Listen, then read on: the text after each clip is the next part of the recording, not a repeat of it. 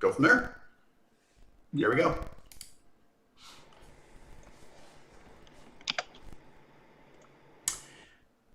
YouTube is telling me that we are live. I was just telling Ron here that there's always that awkward moment where you're not sure if everybody's hearing you or not. So let us know in the chat if everything is okay audio-wise and if we look presentable. I mean, maybe that's not even possible. There's no magic. Hello? If everything is good, I want to start off. Oh, here we go. Here we go. I want to start off by saying a huge thank you to Mr. Ron Bumblefoot THAL for taking time out of his busy schedule to come and hang with us for a bit. We got a good time, hopefully, today. We're going to talk about a bunch of hopefully interesting topics, including some really great guitars by the folks at Vigier. We're going to dive in and talk Line 6 Helix. We are going to talk Line 6 Helix Marketplace. And we got some really cool giveaways. The fine folks at Rockstock Pedals have given me a couple of these cool little external switches, tap tempo and external switches that work really well. In fact, I think they designed them for the HX Stomp. So we're going to give those away a little bit later. And we also have one Helix native license that we're going to give away for free. A huge thank you to the fine folks at Line 6 who are always like super amazingly supportive of all of these things. And, you know, not only do they make great gear, but they're honestly like customer service, second to none. Anyways, without further ado, hello, Ron. How are you? Oh, man. Good to see you. Yes, you too, man. Thank you so much for doing this. I really, really appreciate it, man. This is been looking forward to this for a long time. I've been a huge fan of yours for ages. It's pretty funny. I was actually thinking, oh, go ahead, go on. No, seriously, go on. I was thinking the other day. It's really funny because I'm just gonna turn my. Hopefully the vocals are coming. Okay. Yeah, I was thinking back. I remember buying your first. Actually, my first introduction to your music, believe it or not, was on those. Do you remember those old Guitar on the Edge Legato Records releases? Yeah. Mike Varney's brother Mark had the Guitar on the Edge series in the early 90s, and it would be, just like all the Shrapnel dudes and just all the guitar players of the time. We'd all be on there. Yeah. And the funny thing was, being up here in Canada was the weirdest thing. Like, obviously I grew up. I think we're like close in age, somewhere in the same ballpark. Yeah, I'm 23. You're 23. Well, I'm 22, so it's perfect. Yeah, we're like you got a year on me, but I think I remember following the whole Spotlight column and then getting following all the Malmsteen and McAlpine and Moore and Paul Gilbert and all the guys, right?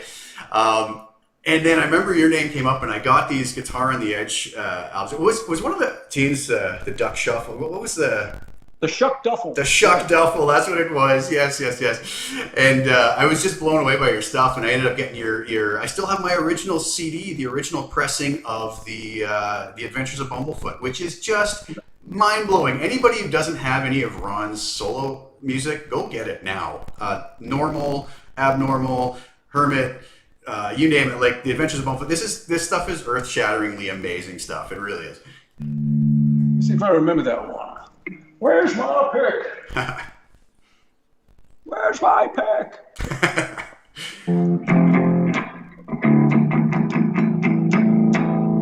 So yes, Shuck Duffle. It had a shuffle to it,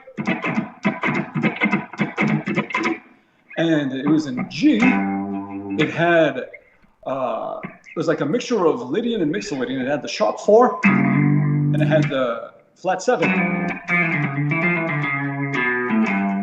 So it's almost like taking like the Lydian mode of a melodic minor,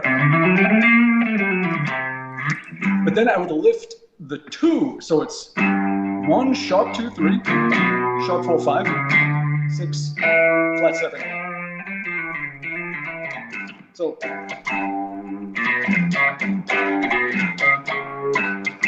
and all the horn parts were doing all these like just 11 sharp 11. All that kind of stuff.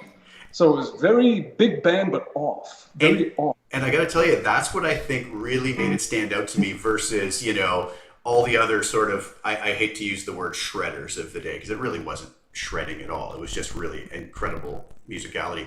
But it was the horn stuff. And I remember that's what just made me go, this is so mind-blowing, man. And it really turned me on to your stuff. And to this day, you know, I got to tell you, like, your album Normal is in regular rotation in my car when I'm going for a run or a walk or whatever. I'm always listening. It's such a great album. Anybody who hasn't heard that, go get that album. It's so good. Yeah, Normal. That whole crazy solo. Yeah, it's awesome stuff, man. It's so good. But anyways, yeah. So Ron's stuff is a great. If you haven't listened to that, give it a listen. But what do you have going on musically now? Anything you want to chat about as far as that? New stuff, new projects? That's it. You're never doing any new stuff. That's it. You kind of finished music, I guess. Really, right? Done with that. Yeah. And I just like to watch TV. Yeah. All right. Well, it was nice hanging out with you. We'll take care, man. Yeah. So what have I been doing? Well, since all this, well, actually, I got some gigs coming up. Remember those things? Remember that they called gig. That where people would gather together and remember. It's when it's like what we're doing now. Only there's other people there, and you're with them. Yeah, it doesn't really ring a bell. Anyways, but it might catch on though. You never know. You never know. Yeah. So yeah, next month I'm going to do a couple of shows. Playing in Texas, and my Sons of Apoyo bandmate Jeff Scott Soto is going to join, and so I'll do some of my wacky stuff. He'll do his. We'll do things together.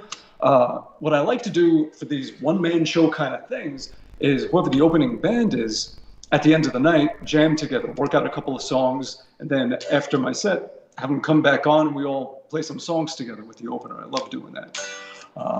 So we got that going on, what is it, April 24th and 25th in Houston and Dallas. And then, actually before that, I'm playing with the guy who owns this chain of music schools called Rock Stars of Tomorrow. He has this band that's going to be playing in Iowa at, it was the place where Buddy Holly, his plane went down. Like that place, they have this arena there, and I think it's like an opening of it or something. And he asked if I would be a guest with his band to play at it. So we're just going to do a bunch of covers and just have some fun. That is awesome. Do that April 17th in Mason City, Iowa. And yeah, the Mason City, Iowa Arena. Cool. So awesome. We got that going. We got the Bumblefoot Soto stuff in Texas. And then the 28th, 29th, 30th, and May 1st, I'm going to play in Pittsburgh, Detroit, Battle Creek, Michigan, and then Richmond, Indiana, which is right on the east border of Indiana near Dayton, Ohio. Just going to do my wacky one-man shows where I sit there and I play the backing tracks and do all my stuff and just banter with everybody and do some things with the looper. I have my trusty Helix. Don't leave home without it. And do the thing that, you know, if I remember how to do it. I'm like suffering from massive imposter syndrome, feeling like I have these shows coming up and it's like, I don't belong on stage. I should not be performing. I am no longer qualified. I don't know how to do this. It's completely unnatural and foreign to me. I just want to stay in the studio and hide. That inner search for your old self sort of thing, right? So like, I need to get over it. Yeah. So how do you feel about getting back out there? Are you excited? You nervous energy? What's? I like the studio. I like being creative. I like producing. I like recording. I like writing. I love teaching. But I got to get out there. Yeah. Got to start playing again. I acclimate very easily to things. Yes.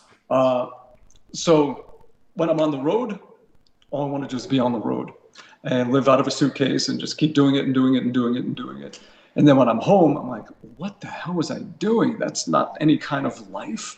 And I'm home and the roots get replanted into the ground and I just feel like a different person again. But, you know, I wrote a song about it and I forgot about it, but I had a song on the Little Brother is Watching album called Living the Dream.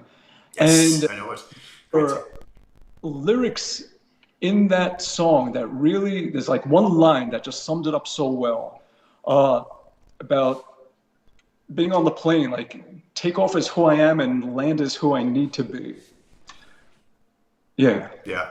And that's pretty much how it goes. what words? I miss my father and the dog I had at 17. I start to let it go somewhere at 30,000 feet, take off as who I am and land as who I need to be and live in the dream. That's awesome. About how when you go through that transition to get into tour mode and how you have to let so many things go that are just, normal life, who you are. When you take away music, who is that person? All that stuff. And you have to just sort of bury all of that and just change your mindset to, okay, I am now that performing person, that performing thing, that performing entity. And it's all about giving yourself to everybody. Yeah. And so I always found that those transitions were the toughest. To start a tour, I would have my hand on the doorknob and just, it's like, all right, and shut the door. And then once I'm out the door, the change starts to happen and you start getting into that new mode. And especially, it doesn't happen anymore, but years ago when I would come back, and I remember talking to Mike Klashiak about it, because he was on the road. At the time, he was the guitarist with Sebastian Bach, who was opening for Guns. And I remember we were having a phone conversation. I was like, are you having a really hard time back home, like back to civilian life? I was like, yeah. And I found that the first few weeks being off the road after being gone for months and just being in that, every day, new country, give 1,000%, beat the shit out of yourself and just give all the energy you have inside you, just let it explode out. And then the next day, do the same thing. Next day, do the same thing. And then you come home, and it's like, ooh, got to take out the garbage. Ooh, light bulb. And I remember I would be like driving and I would pass my house because I forgot where. Oh wait, I was supposed to. And that kind of stuff, and just this sort of weird energy of I don't know what to do with myself. My days were so regimented and planned out. The night before, you get a day sheet slipped under your door that tells you what time you need to leave, when everything is going to happen, and all of that stuff. And like I don't know how to function without a day sheet. And yeah, so the transition to come back was very strange, and I felt like I had this aggression. Like I'd be speeding a lot more and just puffed up because I was used to doing that every day on stage. And now there was like no release for all of that. So what I found is the first thing I would do when I would get home is I would do handyman work on the house.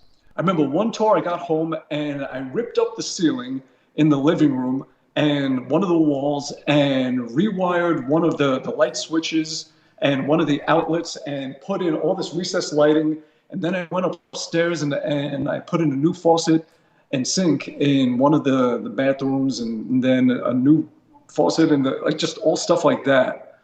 And that got me, like I was really focused doing this. And with that focus, you just, you don't wander into, I don't know what to do with myself, blah, blah, blah. Makes that transition. And then after 3 days, it's like, oh, I'm home and everything is normal. Yeah. So it's almost like your album's normal, abnormal, like that's our sort of yin and yang thing. Sort of, yeah. Actually, here's an interesting question. So, like, when would have been the last time that you would have had that length of a layoff from touring?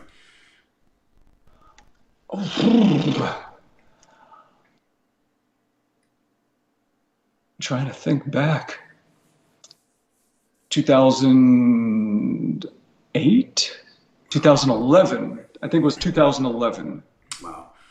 Yeah. So it's been a while. It's a good chunk of time. Wow. I'm going to go over to the chat here really quick because I see a whole bunch of comments. And I want to say a huge thank you to Vincent Croquette for the really kind super chat, man. That was really awesome. He says, Ron plus Jason, who could ask for anything more? Well, I appreciate the kind words, but sure we could have better and more still. Let's see what we have here. So first of all, thanks to everybody for coming by. Spaced Out Radio tell us the beard hasn't been trimmed. Okay, what I do is I roll it up into a ball. It has not been trimmed. Nice, yeah. But I roll it up into this beard bun and like that, and just tie it, and then just all the rest of it, I just tuck it inside a beard, and make this nice little man bun on my chin, and it's just, it's the damn pandemic. No one has to go out, no one has to do anything, so like sit around in your underwear all day and don't shave. And it's a potential song title, Beard and Beard. Mm-hmm. Beard in beard. Beard in beard. We have a question here from Stelios. He always wanted to know if Ron has perfect pitch. I think. Yeah. Let's see. You have a guitar nearby? I do. Okay. I am going to turn around and close my eyes, and I want you to play any chord on the guitar, and I'll tell you where your fingers are. I can't hear a thing. Let me get the back of my head closer to the phone.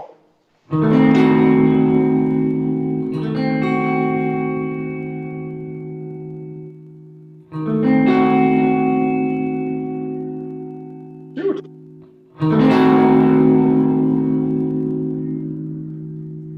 And you're in 440?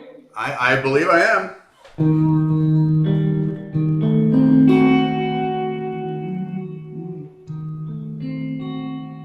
I'm giving you a pretty wacky chord here, though. So.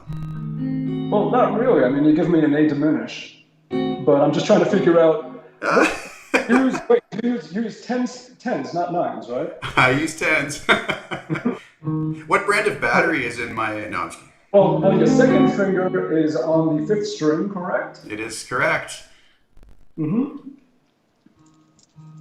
On the COVID fog. Mm-hmm. On the 6th fret, your 3rd finger is on the 7th fret, 4th string. Your 1st finger is on the 5th fret, 3rd string. Your pinky is on the 7th fret, 2nd string. You can turn around now. Nice work. Nice work. Cool. Nice work. Well, I'm selling all my guitars tomorrow. That's enough of that. Yeah. Wow, man, that's impressive. That is impressive. So, Stelios, I hope that answers your question. Ron's humble answer of he thinks he does, I think, has been confirmed with. That's amazing. Pretty impressive, man. That's so cool. So, Mike Varney used to do these 3-way phone calls where he would call me up. And he would say, wait, hang on. And then he would put another guitarist on the phone and have that guitarist play a chord. And I would do the same thing over the phone and tell him, well, this finger's here, this finger's here, this finger's here, and this finger's here is this chord on these notes. And we used to play this game. That was years ago. I'm surprised that I could still do it. But, that is awesome, man. That is really cool. That's so much fun. Thank you. Though. That's so nuts. I thought I'd throw you off with the diminished second. Yeah. Anyways, amazing. I can't do that. So you're great stuff. What else do we have here? I think, you know what? These chats move by so quick here. Where are we here? Greetings from Mexico, from Danny Lee. Hello. Somebody asked, I'm trying to find it here. Somebody asked if any of your upcoming shows are going to be live streamed. I don't think so. That's something that the venue would do. Like, they're in charge of that. They would set the rules for that. So if they're not offering it, see, I would think that a lot of the venues during the pandemic would have made it where they can have a band come in but no people there, and then live stream out for a ticket fee just to keep their doors open and just to keep whatever we can do as far as a connection, keep that happening. Some of them did that. I was not made aware of any of the venues that I'm playing that are doing that for these shows, so I don't know if it's going to be happening. Yeah, fair enough. There you go. But I guess you could always search that up online with the dates Ron gave, and I'm sure it'll be there if it's going to happen, right? So. Yeah, I didn't see it anywhere. So. Right on. So what else do we have here? Hey, Jason, just bought my first HX Stomp last week, and it's all your fault. Well, you're welcome, and I'm sorry all at the same time, I guess. That's what can I say? I think that's it. John says, John Eldridge, hey John, how's it going? He says, hey Ron, any Helix setups you can share? Okay, well let's do this. That's a great segue into one of the things we want to talk about. So tell us about what you're basically using rig-wise, live and in the studio. I think that'd be a really interesting thing. I am using this. That looks rather familiar. Helix LT. I also have the full-size floor one, and that's what I use. And in the studio, I use Helix Native plugin, and that is pretty much it. A lot of times, I'll run the Helix. Usually, it's straight into front of house, but for the stage, I'll also have it going into like an angle half stack or something like that. But really, the bulk of the sound is from the Helix. That's where I'm doing all my modeling and all the effects and everything. Yeah. That's amazing. So yeah, well, I basically the same as myself. I mean, I have Podgo and HX Stomp and whatnot too, which are basically the same thing in different form factors and equally amazing. Have you tried the Podgo? I have not. I was about to ask you now, what do you find the main differences are between the Podgo and the HX stuff? So the Podgo is basically just more of a slightly set in stone with the number of blocks you can use. Like there's always a wah pedal, there's always an EQ block, there's a few kind of blocks you can decide what you want. There's always one amp, always one cab. So there's these limitations where they really tried to fit in there as much as they could within the limited processing power and kind of laid it out in a way that you're not likely going to run out of processing power with the layout that they've kind of frozen you to. So it's limiting, but limiting for a purpose, right? But I mean, again, the thing is so much less money. But as far as the sounds go, it's mind-blowing, man. It sounds like a Helix. Oh, great. You don't have things like the auto impedance or the impedance variability on the input, which you'd get on the Helix or the Helix LT. Some folks have said that was a bit of a deal breaker for them. But, I mean, yeah, it's going to be less flexible. But again, it's a lot less money, right? So if the Helix is a universe, the Podgo is a galaxy within that universe. Absolutely. And you've got all the, I shouldn't say all the stuff, because a lot of the stuff that came out in 3.0 with the poly pitch shifting is not in the Podgo. It just doesn't have the processing power to run it. That thing is pretty damn cool. It is really cool. I was going to ask you that. What version are you on right now? Oh, I'm on 3. Nice. Yeah. So, I did a lot of videos about those, about the new features. And as I was just going through them, I was just blown away by such, what a great update. I mean, it was really amazing. Oh, yeah. I've been, let's say, as far as what my setup usually is, let me open a little something up right now. While you're doing that, let me ask, what interface do you use when you're using Helix Native? Audio interface. Oh, I'm just going into a Scarlett. What do I have? I have Focusrite Scarlett, something rather? 2i2, usually I travel with or at home. Perfect. But here I have a few. The main one up top is the 8, and under it is the 18 that I put together when doing any drum stuff and I need all the inputs and everything. But most of the time I'm just using one input for guitar and then another input for vocals, and that's it. Just 2 inputs, I get a lot done. Oh, absolutely. I totally agree. And let's open this thing up right now. Let me see, can I flip the camera on here? Let me see, where my camera flip? There it is. There we go.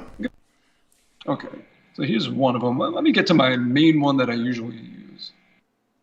Let's try this one. And do that. Noise, because I'm holding the phone, so I'm getting a little bit of buzz. Okay, I'll start things off in the input with some noise gate. This one seems to sound a bit, okay.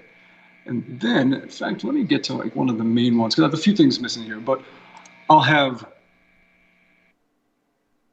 compressor right there. And then I'll have a pitch shifter. Okay, this delay, that's here for something else. All right, this is the one I use for planetary lockdown. Let me find... What a great idea you had with the whole contributing solos thing with that. That was really cool, man. Yeah, people did such great stuff with that. There was some really killer solos. Yeah, it was great. Okay, I'm holding the phone, so I'm buzzing like crazy. Sorry about that. So let's see, this one, here's one where I have a pitch, simple pitch, just for a low octave. Yeah. So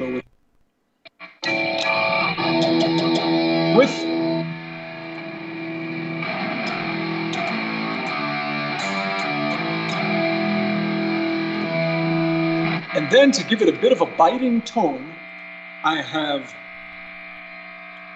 Weber-wah copped at 45% with just 14% mix that just gives it a little bit of mid-range bite. Nice, nice, nice.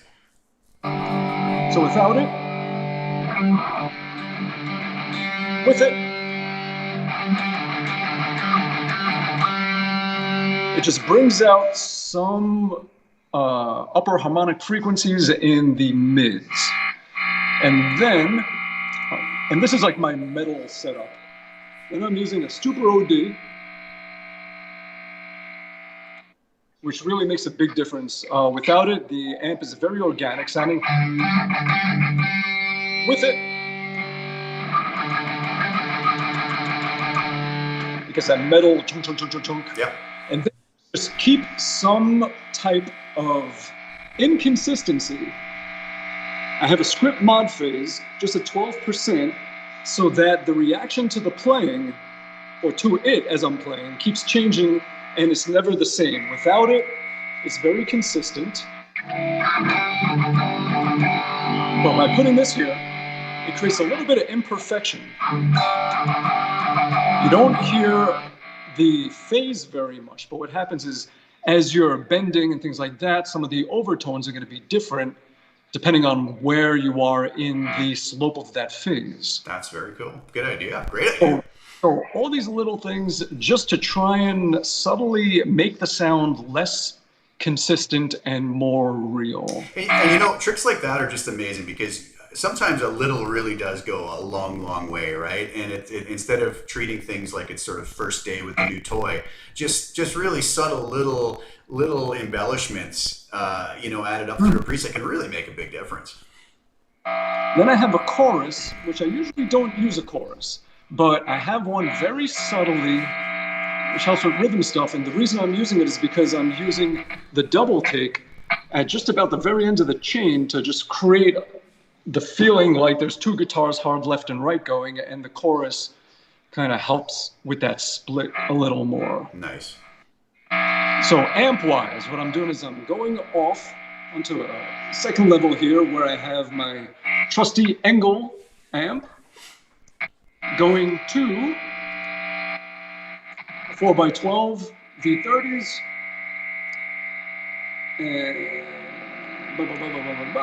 and then I also have a Line 6 Epic amp that's a little bit quieter, about 13 dB quieter, and it fills in some of the holes in the tone that you get with one amp. It's something I started doing with the Veta amp like 15 years ago, where you're blending amplifiers, and I use one as the main amp and one that just fills the sound and just adds some smoothness to the overall tone. So the two together do that. And then I follow them up with an extra IR, which takes the brittleness and the top end grid away and makes it very smooth, and it feels more like air moving from a speaker. It gives it more realism. But it also darkens the sound a lot. You lose a lot of high end with it. Right. So at the very end, what I do is I just boost a ton of 12K with a very wide hill, so it's grabbing that as well as starting to eat into the actual guitar area. Yeah, right into the upper mids and everything would be affected. Play here, normally I would have a reverb here, but the double take kind of eats too much brain. So I leave the reverb out. Plus, if I'm playing live, you have the actual room natural reverb of the place you're playing at. Yeah. So you have a delay here.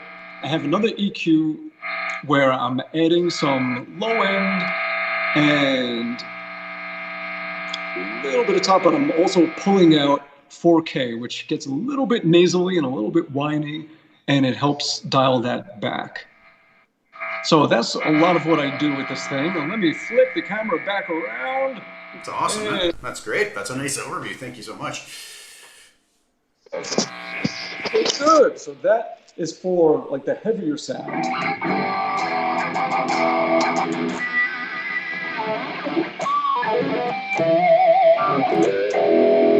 Nice. Cool. And then I have lots of different sounds that are, I guess, taking a similar approach. Like I have a punchy, clean Fender where I'm just mixing a deluxe and a twin. Yeah. And a little dynamic punch in the beginning. Which one am I using? I usually like to use the deluxe comp because it has a very fast release, 50 milliseconds. And that's what you want if you're going to be compressing your guitar. You don't want it to look at the sound, see what happens. It's like, boom, okay, I got to pull it down this much. And then your sound is gone until it comes back. You want very quick snapshots as it's looking at your guitar playing. So it says, okay, I need to dial it down this much. 50 milliseconds later, okay, only this much. Okay, only this much, this much, this much. And it keeps it right there. So with that, you just find the perfect setting where the threshold isn't too low and it's sucking everything away, that the ratio isn't too high that it's, sucking away the tone or anything. And just finding that sweet spot where you still have dynamics, but it's keeping the actual volume of it closer. So let's say without it. What are you using for an attack time on that? Attack 12 milliseconds. So a little bit of the pick attack through and. Without the dynamics there, without that compressor, you play soft and you play loud. But when you put it in, it just brings it all together. So you're always there. Nice. And you're not going to disappear once you're playing with drums or just a bunch of music going on. It'll keep it where you can play dynamically and you'll feel and hear the dynamics, but your volume will stay more up front and you won't disappear behind when you're playing soft. Nice. That's awesome. That's great stuff, man. Thank you so much for that. Go back and see if there's any other questions here on that. Any new Bumblefoot solo stuff in the works? I have a bunch of unfinished songs. Let me get one. Let me pop one up. Happens I start working on a song, I get stumped as for where to go with it, and I start writing a new part, and it's like, it's not really working, and that becomes another song. So I have a bunch of unfinished songs. Let me play you some unfinished music.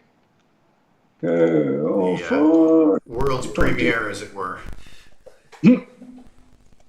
Let's see, there's this one.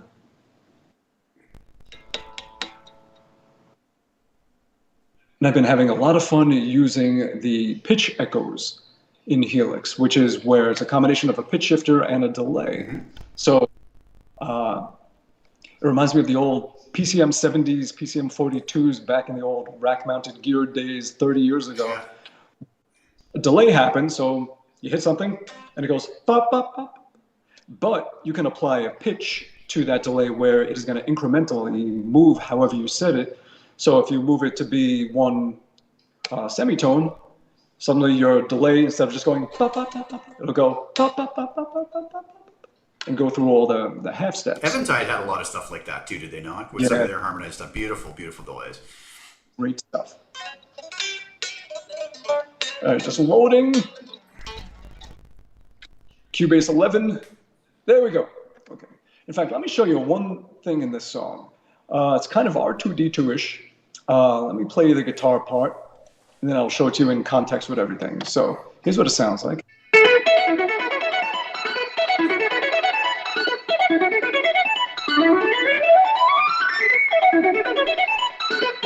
And what that is, let me open it up and show you what I have going on.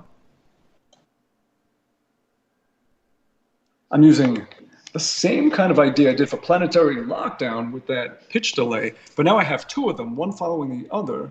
So I have, here's the actual guitar part. Let me just take off some of the schlop. Okay. Wait.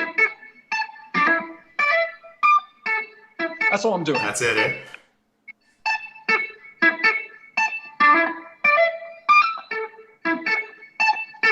So I'm doing that, and then I put on a pitch echo that's going to be playing a 16th note later, just once, no feedback level. That's going to be a whole step above. So now for every note, it's going to be followed up with a note like 2 frets higher. So for every boop, you have boop boop.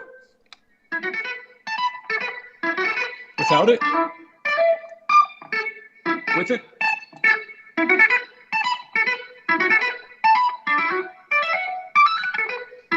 And then after that, I have one that is going to be taking all of that that's going on and doing a dotted eighth later that's a fifth higher, 7 semitones higher. So it'll sound, going back to the original one, when you put this on, you have, and you put this one on now, and you have this.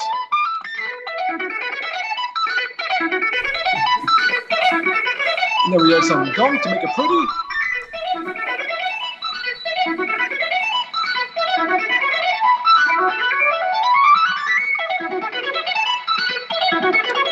That's awesome. So it's basically in just like a B minor 9 kind of feel.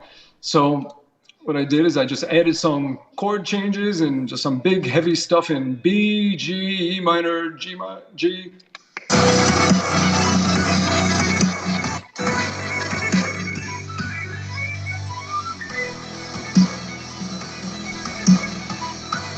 And then to balance out the roboticness of it all, I added to it a little melodic solo that's just more of an organic flavor.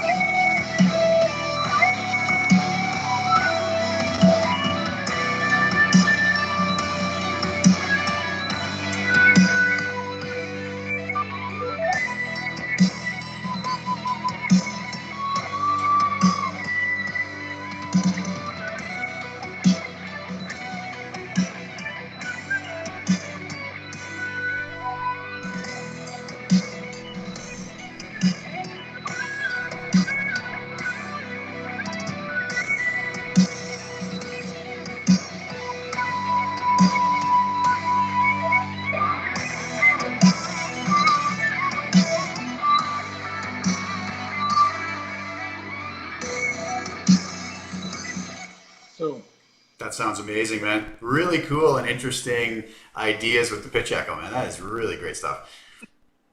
And let's see, that's going to be the end of the song, and this will be the beginning of the song. I just got to figure out what to put in the middle. So this one, I'm using, okay, blah, blah, blah, blah, blah, blah, blah, blah. All right.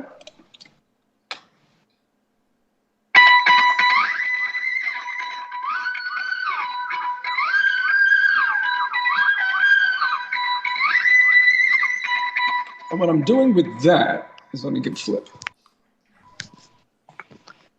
So I'm hitting the harmonic. And then for the last one, press it down with your fingernail. Nice. And then pinch the harmonic. So. That's awesome. Using the fingernail to get the sustain. and then pinching to get.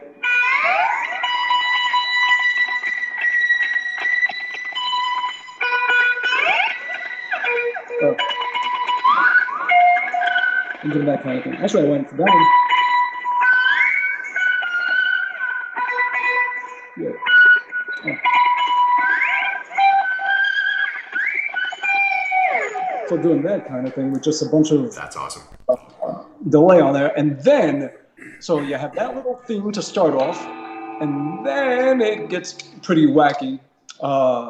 Then I made this.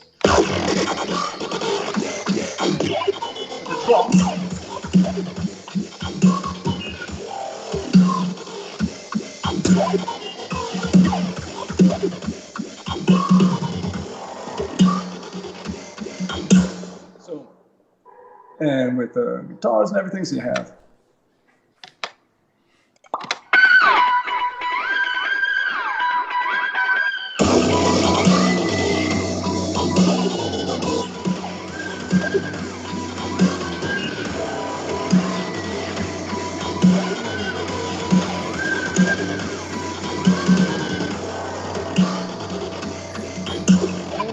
Figure out what to put over the verse section here. So just figure, what sounds pretty with this.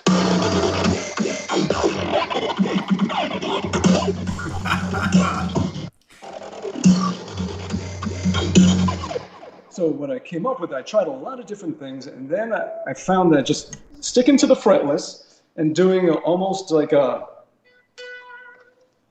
what would you call it? To me, it just sounds like a Middle Eastern traditional kind of thing. Well, first I went with the first half. And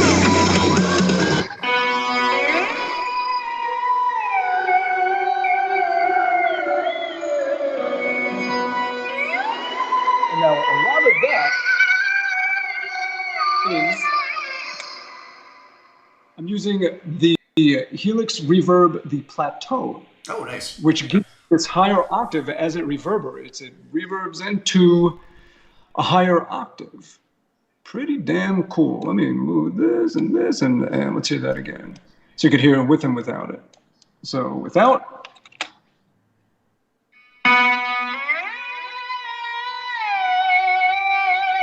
With it.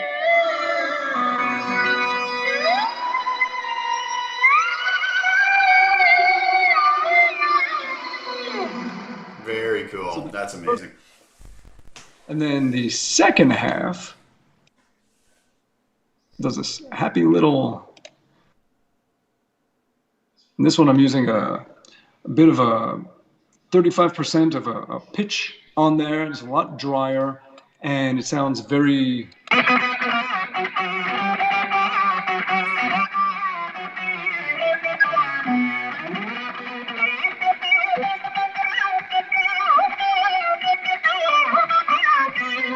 Wonderful melody. That's awesome.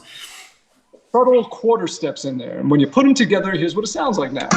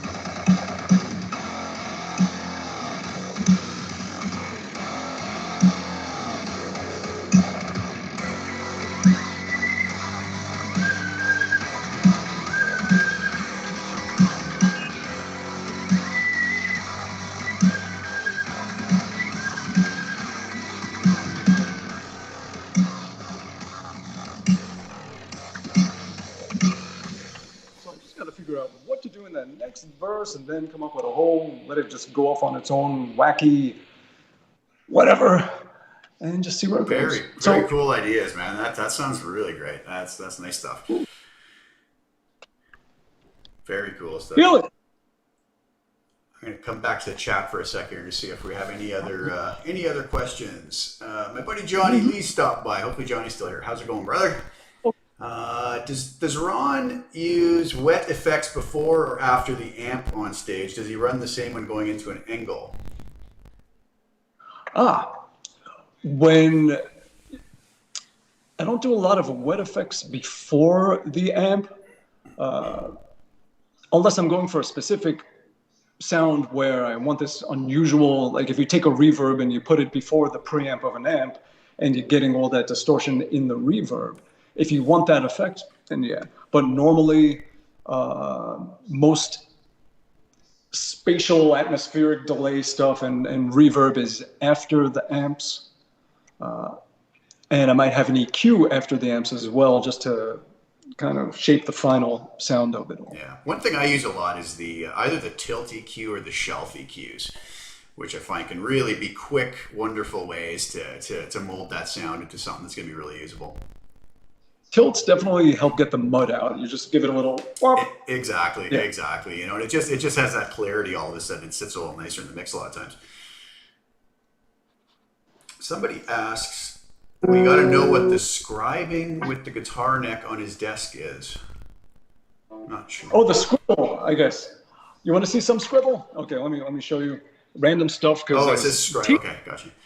Okay, I was teaching today, so let me give a flip here.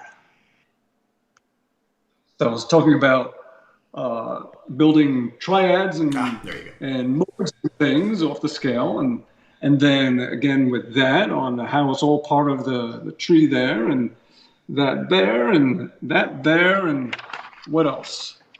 What's that? Okay, and figuring out some this and this and this and that. And so now you all got a free lesson from Ron here now. Don't forget what I was doing, and I just, because every time I lay solo, I have no idea what the hell I did, and a year later I have to figure it out, and I have no idea what the hell I did. So, do you know what I've started doing, to be honest with you? Whenever I'm composing, I have Guitar Pro 7 open right away, and as I play a solo, I literally just go transcribe it right away after I play it. Because I know that if I let it go for, you know, and then later if I want to do a playthrough video or something, I can work so much faster, right? I just find it's easier to get that done. So here's that. Oh, aren't those the best capos they've ever been made? God. Love them. Got some sinister guitar picks. Nice. I've got a TC Electronic Aeon Ebo type thing. Oh, that's very cool. I've never seen that before. Yeah. And slide. Nice. And changing strings or pulling a tooth. What else? And of course, gotta have that. Oh, kazoo, eh? It's, Gotta have a kazoo. Because you just never know when suddenly out of nowhere, just, you know. You need that kazoo solo or... Exactly. What happened here? Oh, wait a minute. I'm gone. There, you were a big black void for a second there. Yes. That was a super massive black hole. So I think... Mine kind of better.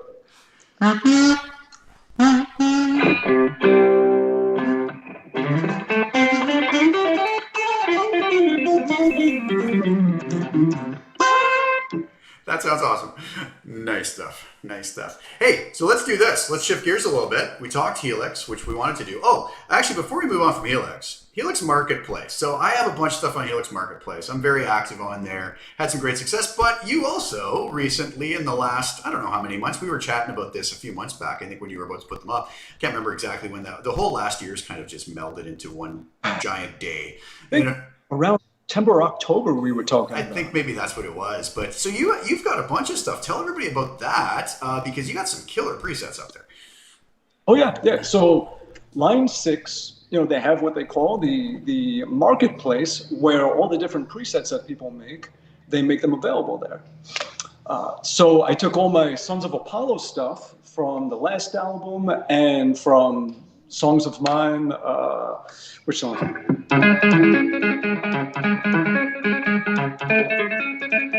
Like that song and what else? So all the different presets that I've made that I've used.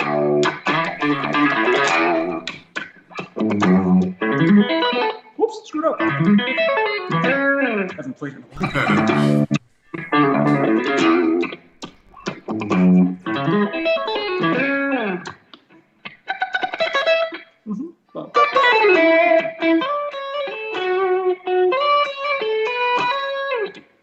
So all of that stuff, it's available there. So if you want to get the exact sounds from a certain song on the Sons of Apollo MMXX album, it's there. If you wanted to get those pitch echo things that I was doing in Planetary Lockdown, the presets are there. You just download them, you put them right into your native or your pedal, and it's there. Off the races. That's awesome. Yeah, and I can attest. I've listened to the videos you play in them, and I've heard them on the records, and they're great presets. So anybody who's into that, definitely go give those a look. And you know what I'll do? I'll try to remember after the stream's over. I will try to remember to link to Ron's Marketplace page in the description below.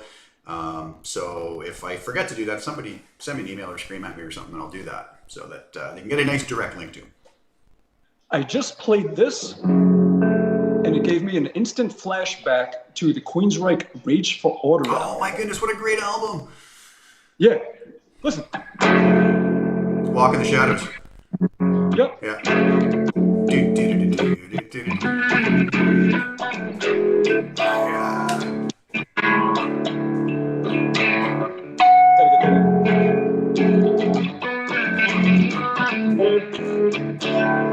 Oh, what you say?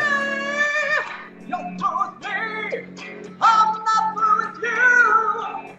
We had what others might call love. You say it's over now. What's done was through. You can't stay away. You need me like I need you. I don't know why that popped in my head. That's awesome. Walking the shadow. You're Great. It was so ahead of its time. Oh, that actually goes down as one of my favorite metal albums, I think.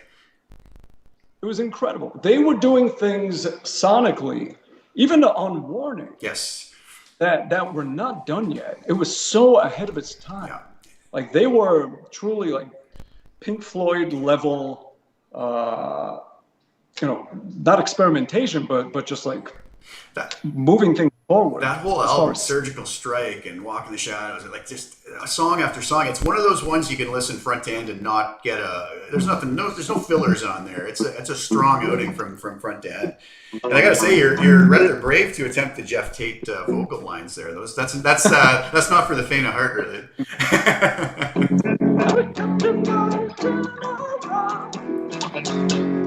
Yeah, there was so many great songs. What's it?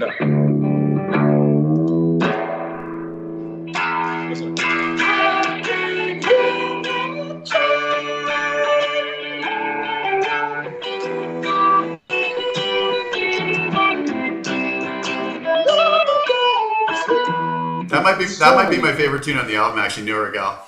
Awesome. Awesome stuff. Yeah, I'm glad you brought that up. I haven't listened to that album in a while. That's what I'm gonna have to dig out one of these days. And I did this. I was like, oh, Shadows. That's awesome. That is awesome. Right on. So that's so cool. Random. So now we got to shift gears here. This is what I was going to shift gears to a minute ago. And tell us about that absolute beast of an instrument that's sitting in your lap right now. Oh yeah. So it's metal. It's two-tone. Is this handmade by Vigier, this kazoo, or is this? No. I think it says Woodstock kazoo. So is that really how you get all your guitar tones on the album? It's actually just that kazoo, and you just tell others it's guitar, or is that? Take the kazoo, you run it through the Helix, and it's done. So, do you have a fretless kazoo at all, or no? I do. I have one like without. Oh, good, perfect. Yeah, that's good. All right. Okay. Yes. So yes, the Vigier, long name, Signature Series Double B-foot fretted fretless silver string submarine guitar. So yeah. So what do we have here? Let me So it's not as complicated as it looks. If you look at it like just one guitar, you have bridge pickup, DiMarzio tone zone, neck pickup, DiMarzio chopper, same thing here. You have a volume knob for this. You have a volume knob for this. Oh, nice. You switch from one neck to both, to just one. And then you have your pickup selector, where you have the bridge. The bridge has a single coil. These two together. These two out of phase. And just this one. And you have that for here, and you have one for here. And then... And last but not least... Ah, yes. You have the thimble holder. Yes. Right there. Magnetized hole, stays in there. Just grab it, and to get all the rest of those higher notes that you need to access. So anybody purchasing this guitar, is the thimble included, or do you have to get your own thimble? It is. Thimble included. Excellent, excellent, Yes. excellent. Now, is that your only signature Vigier, or do you have a single neck as well? We do a single You do neck, a single yeah. neck as well. Okay. And which We would have, what body shape style is on the single neck? it's like an Excalibur. Okay. They're usually Excalibur, just with certain pickups This guy right here. Yeah, like that, but it has this DiMarzio's and this 5-way setting. So like all the stuff that I like on my guitars, it has that in there. Right. Nice. Awesome. yeah. So how did you get started with Vigier? That's one that. How long have you been with them, and how did you get started with them? It was 1997, and I was doing a tour in France, and I was doing clinics, and one of their reps came to one of the clinics with one of their guitars for me to check out. And it was a great guitar, and I met up with Patrice, the head of the company, and he's such a wonderful guy. And we went out to dinner and just talked about guitars and life and everything, and been family ever since. So yeah. That is awesome. And, I got to say, it was really interesting. I recently hooked up and became an artist with them maybe, 6-7 months ago. And I met them. I didn't meet Patrice out at NAMM, but the really funny thing is I got all hooked up with them, got a couple of guitars, and I get an email from Patrice, who I'd never spoken to, and his wife as well sends me a separate email. And both of them just sent me this email welcoming me to the fam. And I just thought, it was really incredible. What a if they didn't have to do that, right? But they both reached out to me, and they just seem like really wonderful folks. They are, yeah. Yeah. Definitely are, yeah. And DJ Scully, DJ's how I got hooked in with it all. DJ's an awesome dude, yeah, and cool as hell. yeah, and it's just been awesome to deal with. And I've never, honestly, I've never really been. The necks on these things are they not mind blowing? Yeah, they're perfect. They're and if anybody doesn't know what goes on, there's no truss rods in them. They're 90% maple, 10% carbon fiber, if I'm not mistaken, right? Yeah, so they have that carbon fiber sheet going through the center, and they build the necks with just the right amount of... Kind of see the...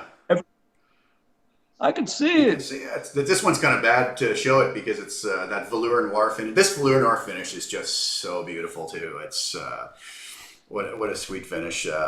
But yeah, so I mean, and the thing, especially being up here in Canada with the climate's change of seasons and constantly having to adjust your necks, these things don't budge. You've been steady, like you haven't. Steady. You know what? I don't think I've had to tune them. It's incredible. I've never had a guitar like that. You must notice touring around though too that they're pretty solid on the road as well, right? That's important for touring.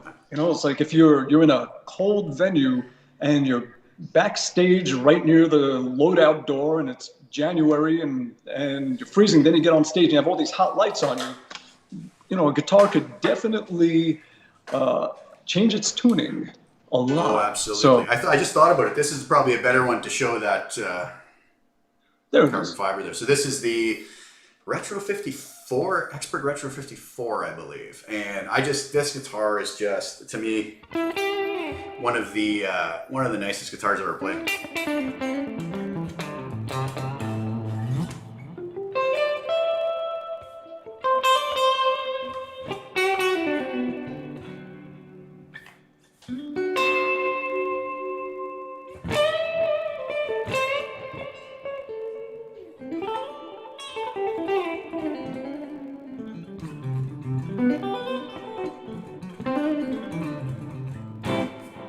It's one of those ones that I just never want to put down. And actually, while we're looking at guitars, this is the other one that you and I were chatting about that has the amber pickups in it. The the GV Wood hollow. But yeah, I don't have one of those hollow body, those semi-hollows. No, it's I don't have. So light, man. It's just so light. Good. I need a light guitar after this. Oh, so what does that thing weigh? What is it weighing at? More than me. Well, this is. Oh, geez. Did I just shut off the phone? I think so. We still hear you. Good. Okay, hang on. I just banged it. You're a giantess. I gotta. Dude, stop! Is it painful? Okay, you okay now? All right. Yeah. So this is one of the older ones. This is like the second or third one they made. So it's pretty heavy. It's pretty solid.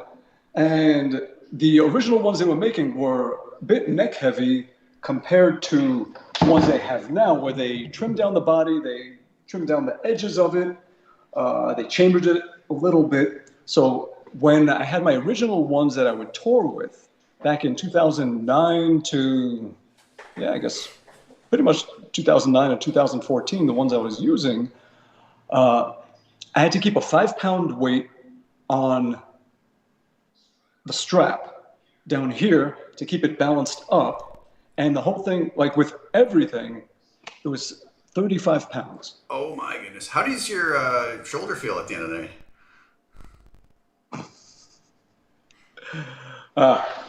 You get used to it. That is crazy. I'm going to grab a guitar while you entertain the folks. It's over there.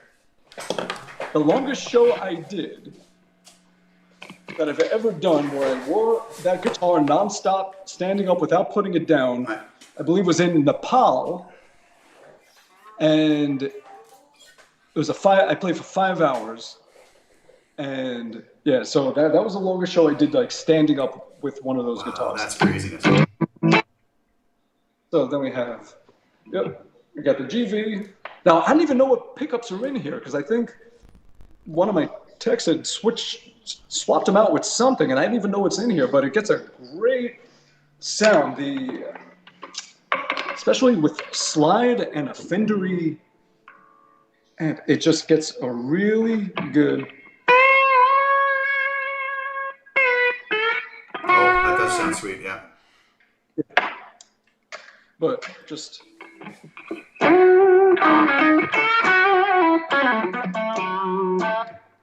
And go to.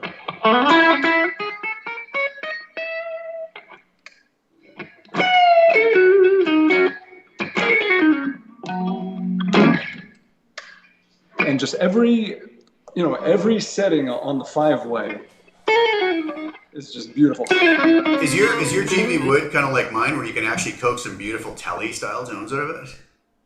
Isn't that incredible? Yeah. Yep.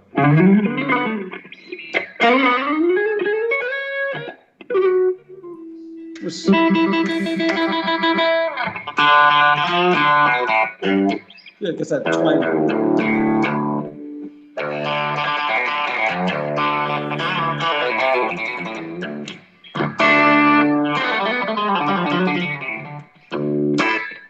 Yeah. It's really like the tones are very distinct to it. They're very big difference. That's what I was really blown away by it with, was that there was that, you could get everything from full on rock tone to next thing you got this gorgeous telly tone, and it's a really, really versatile guitar. Probably one of the most versatile I have now. Mm-hmm. Yeah, it's a great recording guitar for sure. Absolutely, yeah. Oh, look who showed up. Mr. DJ showed up. How's it going, DJ? Dave! What about that? So for anybody out there who are lesser men than Ron, as all of us are, you can also get a single neck lighter version of the fretless as well, which is not for the faint of heart either. But I mean, so I don't know. Did I send you the version of the Attitude song that I did on fretless? Oh, okay. Yeah. So you sent. We're just working on it. You sent Oh, me. okay. Did you? I don't know if you heard the final. Oh yeah. Okay, cool. Because the funny thing is now the DJ's here. I remember like we were chatting about, and then the first guitar I got from them was this, and I thought I got to do something. I wanted to do something in the first 3-4 days of having the guitar that was going to be like ridiculously challenging, because why make your life simple, right? And I thought, what could I do to really challenge myself? I said, I think I'm going to do a version of the Attitude song. So I sent Marco a message, and I said, dude, would you do the drums for this? So he did it in like, 3 minutes, like Marco always does when you ask him to do impossible things, right?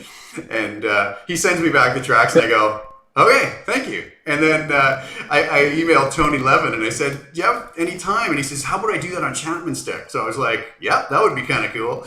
So next thing you know, I've got this fretless in my hand, and I thought I got it on a Friday, and I said, I want to have this recorded by Monday. So I went to town on it, and it was interesting because there was all these things I had to do to figure out how to create all those crazy whammy things, right? So I don't even know if I have a tone here that's going to work, or if I can even remember what I did. And this is probably the worst tone in the world for this, actually. I'm playing through like the US Princess amp, but this one might actually work though. The Beatles.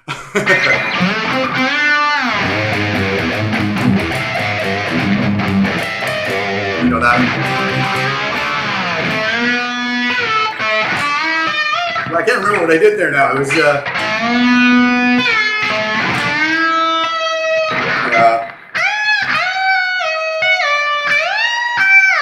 just trying to get all these things. But then there was the one where he hits that really ridiculously high. What did I do with that? So what I did is I went on the 7th fret on the B up here. I hit the harmonic on the 2nd string with it, and then I let the harmonic go, and I slid the other note up. And you get this weird kind of phasing thing going on between the two of them. So it was kind of cool. And so it was just neat that, and then a lot of the kind of just trying to figure out how to do all these bends and craziness that he had in there, but translate it to fretless language. It was such a cool project, though, and I was actually really happy with the way it turned out. But anyways, I got that up on Spotify now, if anybody... Pardon me? That came out. It came out great. Oh, thanks, man. Thanks very much. Yeah, it's fun. And then, but after that, basically what I ended up doing more with this is just really like more subtle things with really cool little melodies and slidey type parts. And it's such a inspiring instrument to get in your hands, right? Like, it makes you play differently. It makes you come up with different ideas that you would not come up with if you had a fretted guitar in your hands. Absolutely. You write differently, you improvise differently. It's like a different language. Yeah, it really is. And it's, but what a wonderful tool to have. I mean, I don't play it on everything, but what a wonderful tool to have there and just grab when you need that little extra, something different in a composition or whatever. I mean, even if I'm just doing these tone demos, it's just so cool to throw it in there and, Good stuff. Awesome stuff. So how about we do this? Why don't we do some giveaways? Why don't we give some stuff away? What do you think? So I was talking to Ron about this before. I'm thinking what we're going to do, I have a random number generator here. And how many people do we have in here right now? We've got about 55 to 60. It's bouncing between. So I'm going to set a number between 1 and 100. What we have to give away is we have a Helix native license. The fine folks at Line 6 have provided that for us. That's really cool.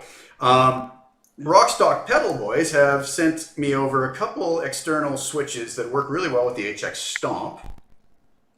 This is just a dual switch that you can use to assign different things within your Stomp. And this is a single switch, or it works great as a tap tempo as well if you want to add some switches. So I'm going to give these away separately. So let's start off with the Rockstock tap tempo. I'm going to get Ron to say to say go, and then we'll type Stomp into the chat after, let's say, a minute, and we'll do a random number generator. So pick a number between 1 and 100, and then whoever's closest, I guess, will win. How does that sound? Sounds good. So How do you know who picked what Well, number? they're gonna put it in the chat. So Okay. when Ron says go, you guys start to write your one selection per person between 1 and 100, and then I guess I'll type stop after a minute, and we'll do the random number generator and see what's what. And if two people pick the same number, whoever wrote it first gets it. So pick another number if you see that you wrote the same number as someone else. I was thinking they could have like a death match of some sort. True. That would have been, but let's go with your thing. It's probably easier. All right, so go ahead and say go whenever, Ron.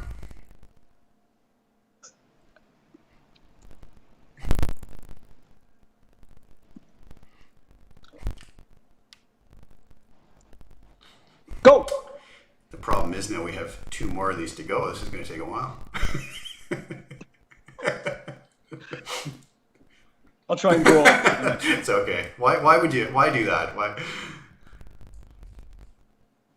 All right, we're 15 seconds into this.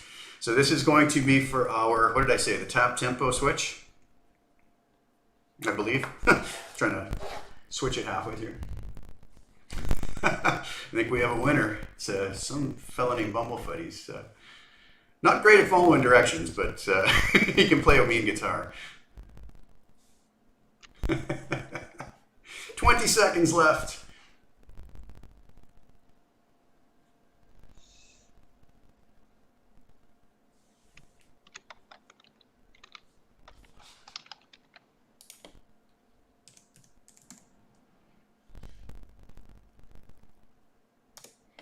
And stop. All right, so no other guesses will count after this. Okay, I was trying to figure out a way to share this random number generator on the screen, and I can't seem to get it to happen on OBS. So I have it here. I'm going to, I just hit the button, and we got number 49. So if we go back to the top, John Eldridge has a 47, which is extremely close. And was the first guess. I'm thinking that's the one, no? I'm looking through. 42, 48. There's a 967, which is but close. I think we're disqualifying that guy. There's something kind of not right there. Can't put my finger on it, but. Well, that's the closest one. All right. So I say. John Eldridge. Thank you, John. And you know what? For anybody, if you guys can maybe leave a comment in the video or email me at jay@sadites.com and leave me your email address, and I will get these shipped off to you. So John won the tap tempo switch. Okay, so let's do the same thing, and we'll do it for the dual switch this time. Bobby suggested just having everyone use the same numbers they already called and just change the generator so that everyone doesn't have to type in all different numbers. You guys, is everybody okay with that? I don't see why that's not fair, is it? Okay, let's do that. Let's another random number for the dual switch, and we got the number 40. So we have a 42. Todded Zatfa, that's pretty cool. Steely Dan thing going on there. Do we have another 42? Okay, same person. Or you can just keep re-hitting it until we hit the actual number of the person that did. That's true. Quentin James says, I meant 49. I'm sure you did, yes. Okay, I think we have Todded Zatfa is going to have the dual switch, and I'm just making notes of this here. But since I don't know who that is, you will have to send me. And you know what I do? I'll put my email in here. If you guys could email me at the email I just put in the chat, then that will work. There's a new call. There's this guy that keeps putting these really ridiculous number guesses. I think I'm going to have to kick him out of the chat because he's a little out of control. But okay, being problematic. Definitely problematic. Okay, one more random number generator for the Helix native license. Oh, this is a big one. 27. Ron, you won. What? Yes. Just what you needed. Okay, so 27. Oh, we have a 27. Heather Hayes and Trauman. Oh boy. But Heather was first, right? Okay, I guess the question is, Heather, do you want a Helix native plugin I guess software for your digital audio recordings? this is it too, because No, to the other if somebody already has a license, a new license doesn't do them any good. So I'm going to put down Heather Hayes here as the number one guess on that. But I'm also going to write down the other person who guessed that, which is Trauman. The Trauman Just show. in case that I don't hear from Heather. So anybody who did win anything, please just send me an email. I think I put it in the chat there, did I? Yeah, it came up all right. John does have me on Facebook, so he can send me that message there. Trauman says he changed his number to 26 because Heather picked 27. Good call. All right. So if by some reason, Heather says give it to Trauman. There you go. All right. It was Heather. That was very nice, Heather. Thank you so much. So Trauman, if you can send me an email, and I will get the folks at Line 6 to get you set up with that. So that's really cool. Thanks, guys. That's, hopefully those are useful. I'll need your shipping addresses, and I'll get these little guys out to you. Great little pedals, man. If you got to expand your HX Stomp, these things are just wonderful little things. It's so tiny. They just fit on a board like, you know. You can kind of sneak them in anywhere you have a little nook or cranny that needs filling up on the pedal board. So thank you guys. So Ron, we've been at it for about an hour and a quarter here. I don't want to take up like any more of your time. I know you got a lot on your plate. So I would say maybe we can wrap it up here if you're okay with that. And I just wanted to thank everybody for coming by. We had a really good crowd today. Thank everybody for the great questions. The super chats. This was fun, man. It was, and thank you so much, Ron. I really, really appreciate you taking your time to do this, man. It was really enjoyable. Always a pleasure. Absolutely. Thanks for sharing some of the music, man. The new stuff you're working on. That was very cool. I think people really enjoyed hearing that, and I'm expecting that to be released by Tuesday or Wednesday this week. That's no? Okay, well, it's that kazoo track might take a little longer to get going. Yeah. I'm very particular about the kazoo. It's understandable, yeah, definitely. So this is awesome. Thanks so much, Ron. I'll say goodbye to you off the air once we shut the stream off. But thanks so much, everybody, for stopping by. I hope everybody had a great time. For anybody who did win something, like I said, please email me at email in the chat, or IM me on direct message me on Facebook. And yeah, that's it. Thank you guys so much. And I will be back with other type of content. I don't know about any more live streams in the near future, but never know. Keep our eye out for it. Seems to be the thing to do nowadays. Ciao. Thanks, everybody. Bye-bye. Thank you all.